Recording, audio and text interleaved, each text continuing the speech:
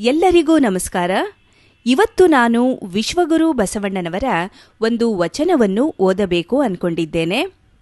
ಓಂ ಶ್ರೀ ಗುರು ಬಸವಲಿಂಗಾಯ ನಮಃ. ಎನಿತು ಕಾಲ ಕಲ್ಲು ನೀರೊಳಗಿರ್ದರೇನು, ನೆನೆದು ಮೃದುವಾಗಬಲ್ಲುದೆ.